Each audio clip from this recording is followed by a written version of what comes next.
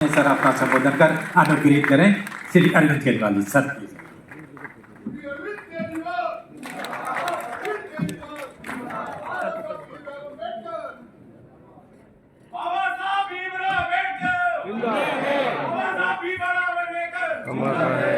जय भीम। मंच पे आसीन मेरे कैबिनेट कुलीग सौरभ भारद्वाज जी, दिल्ली की महापौर शैली ओबेरॉय जी, उप महापौर आले मोहम्मद इकबाल जी, दिल्ली नगर निगम के कमिश्नर साहब ज्ञानेश भारती जी, हमारे नेता सदन मुकेश गोयल जी, यहाँ पे मौजूद सभी नगर निगम के अधिकारीगण, सभी कर्मचारी, सभी काउंसलर्स और यहाँ आए हुए सभी भाइयों बहनों माताओं बुजुर्गों सब लोगों को मेरा नमस्कार, सबको मेरा प्रणाम। आज हम बाबा साहब अम्बेडकर का जन्म दिवस मनाने के लिए एकत्रित हुए हैं। भारत ने बहुत बड़े बड़े लोगों को जन्म दिया, लेकिन मैं समझता हूँ कि बाबा साहब अम्बेडकर शायद हमारे भारत इतिहास का सबसे बड़ा चमकता सितारा है। उनके जीवन को आप जितना पढ़ो उतना लगता है कि यार ये कैसे हो सकता है, ऐसा आदमी कैसे हो सकता है जो आदमी एक मामूली से मध्य प्रदेश के गांव में इतनी गरीबी में इतने छुआछूत से निकल के भारत का लॉ मिनिस्टर बनता है और दुनिया का सबसे बेहतरीन संविधान लिखता है। ये सफ़र कोई आदमी कैसे तय कर सकता है? और उनके जीवन के संघर्ष को मैं जितनी बार पढ़ता हूँ उतना मुझे यकीन नहीं होता कि ऐसा व्यक्ति भी कभी इस देश के अंदर पैदा हुआ था और उसने इतना कुछ हासिल किया। एक गरीब परिवार में पैदा हुए, बहुत गरीब था उनका परिवार, घर में खाने को नहीं थे, कई बहन भाई थे और छुआछूत इतनी ज़्यादा थी उन दिनों में कि स्कूल में जाते थे अपना टाट लेके क्लास के बाहर बिठा दिया जाता था, बाकी बच्चों के साथ नहीं बैठने दिया जाता था, क्लास के बाहर बिठा देते थे। अब टीचर अंदर पढ़ा रहा है, वो क्लास के बाहर बैठे हैं, क्लास के बाहर कितना सुन रहा है कितना नहीं सुन रहा। मैं समझता हूँ आज का अगर माहौल होता तो माँ बाप कहते यार छोड़ पढ़ाई, कुछ काम धंधे में लग जा, बेकार में अपना टाइम क्यों खराब कर रहा है कि नहीं है। क्लास के बाहर बिठा देते, पानी पीना होता तो वो चपरासी ऊपर से यूं ग्लास डाल के उनको पानी पिलाता था। और उन्होंने कहीं लिखा हुआ है कि जिस दिन चपरासी नहीं आता था उस दिन पानी नहीं मिलता था। नो पीएन नो वाटर, वो भी उन्होंने अपना एक चैप्टर लिखा हुआ है कि नो पीएन नो वाटर। जिस दिन चपरासी नहीं आता था उस दिन पानी नहीं मिलता था पीने को। पर वो पढ़ाई करते गए। मैं तो ताज्जुब होता है कि वो एक क्लास नहीं तो अगर ऑर्डिनरी कोई आदमी होता तो वो तो पढ़ाई छोड़ छाड़ के और अपना किसी काम धंधे में लग जाता। और वहाँ से फिर वो बॉम्बे गए, बॉम्बे में एल्फिंस्टन स्कूल में गए, फिर कॉलेज में गए और 1913 में कोलंबिया यूनिवर्सिटी पहुंच गए।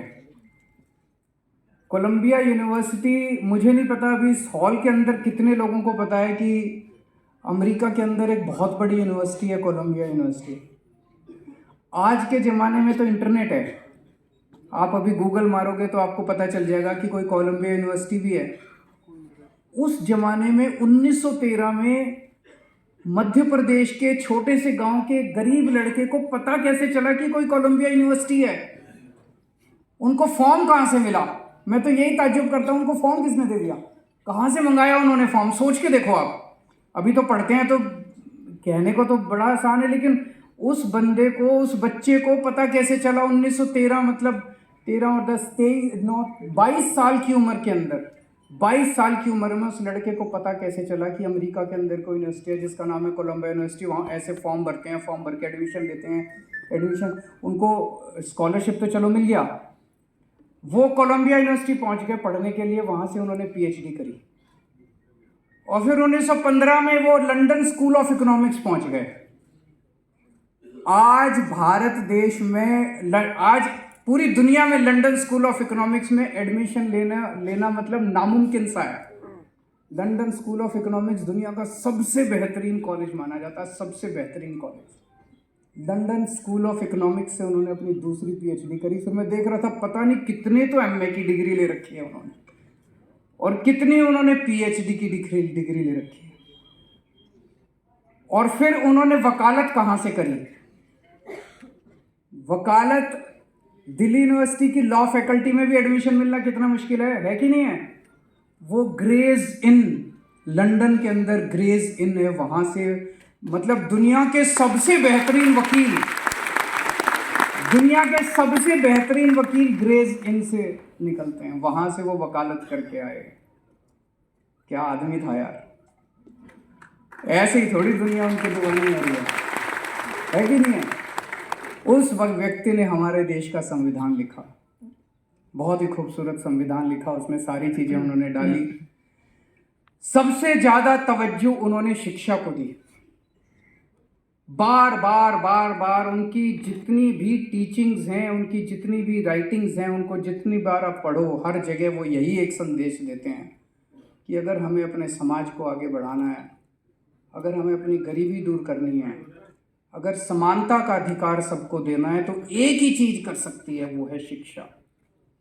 अगर हमने अपने बच्चों को सबको शिक्षित कर दिया, तभी गरीबी दूर हो सकती है, तभी सबको समानता का अधिकार मिल सकता है। नहीं तो बातें तो बहुत कर सकते हैं लोग, बातें बहुत होती हैं, लेकिन असली शिक्षा ही। और जब से मैं राजनीति में आया हूँ, दिल्ली के अंदर हमने सरकार संभाली है, ये चीज़ मैंने भी महसूस करी है कि शिक्षा किसी भी परिवार को पूरी तरह से बदलने के लिए कितना बड़ा रोल अदा करती है।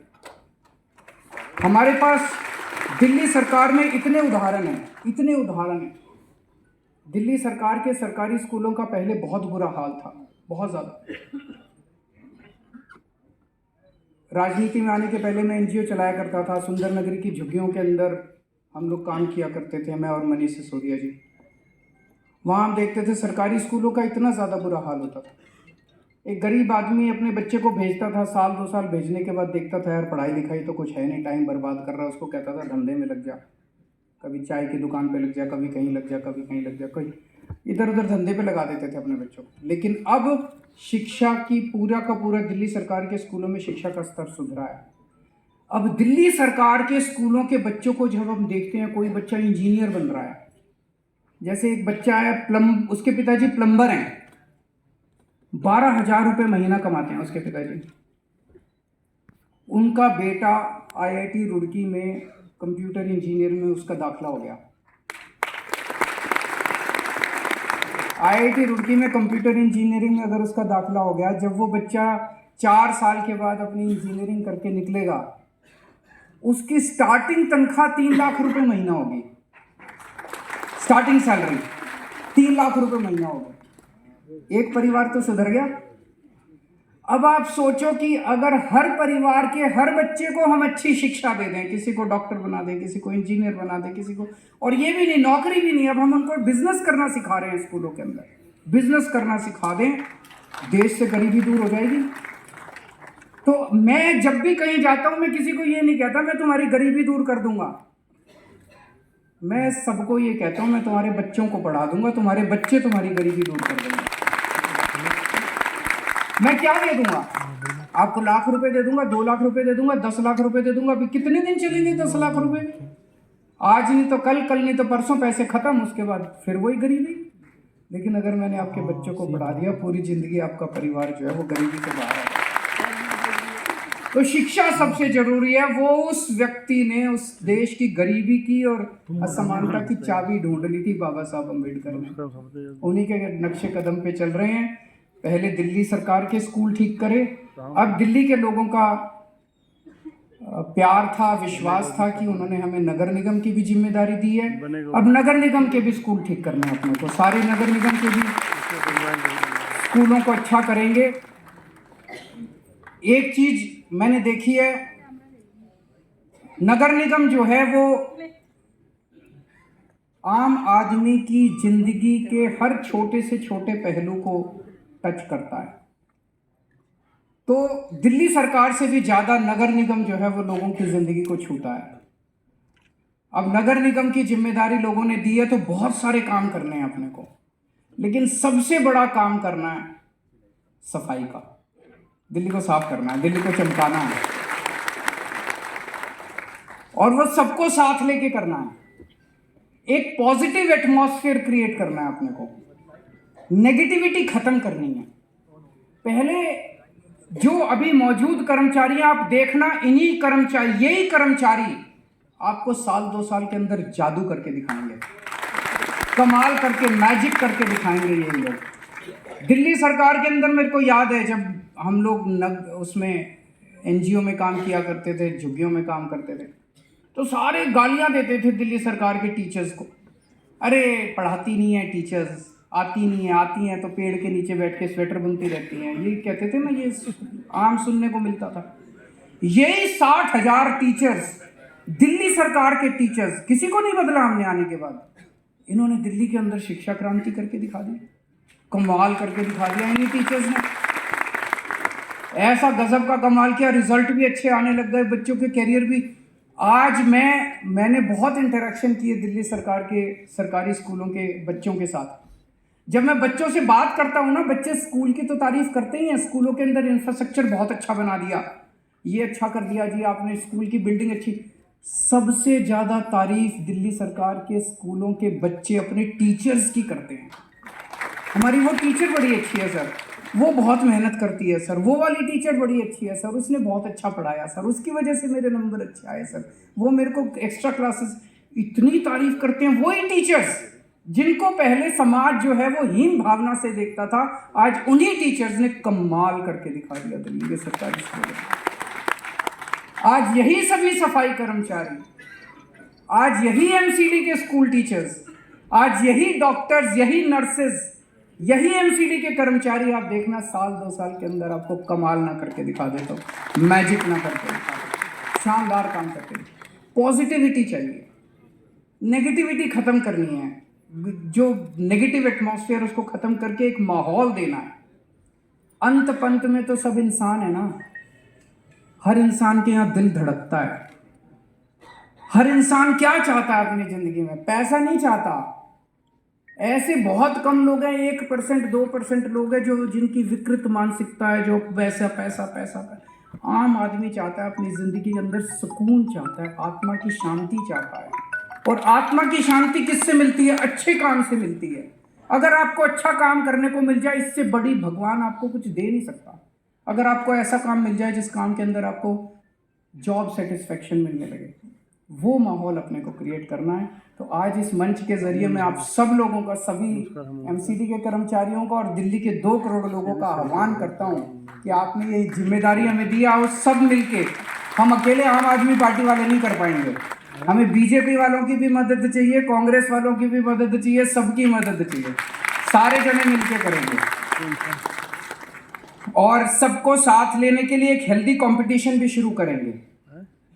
सौरभ भारद्वाज जी ने मुझे प्रस्ताव भेजा है कि हमें साल में एक मॉडल RW अवार्ड स्थापित करना चाहिए। जो RW अच्छा काम कर रही हैं, सारी RWs के बीच में कंपटीशन कराया जाए और एक मॉडल RW, एक बेस्ट पार्क का अवार्ड होना चाहिए। जो पार्क सबसे अच्छा, जो मेंटेन सबसे अच्छा, वो उसका पार्क का अवार्ड। बेस्ट सफाई कर्मचारी का अवार्ड, हर वार्ड में, अलग अलग वार्ड में, हर वार्ड में एक बेस्ट सफाई कर्मचारी, एक बेस्ट सैनिटरी इंस्पेक्टर और एक बेस्ट ASI का अवार्ड होना चाहिए। इस तरह के कई सारे अवार्ड्स इंस्टीट्यूट किए जाएंगे। आज मुझे बेहद खुशी है, मेरा पहला आज विजिट है सिविक सेंटर में। आज आप सब लोगों के बीच में आके मुझे बहुत खुशी हो रही है। अब आना जाना लगा रहा करेगा। Thank you so much.